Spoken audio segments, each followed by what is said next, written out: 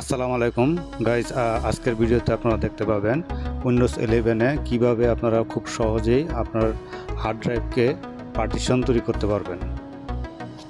তো দেখতে থাকুন আমার এই ভিডিওতে প্রতিটা স্টেপে আমি লিখে দিয়েছি, জাস্ট ফলো করলেই হয়ে যাবে। যে কোনো বিগিনিয়ার যারা আছেন তাদের জন্য খুবই সহজ হবে।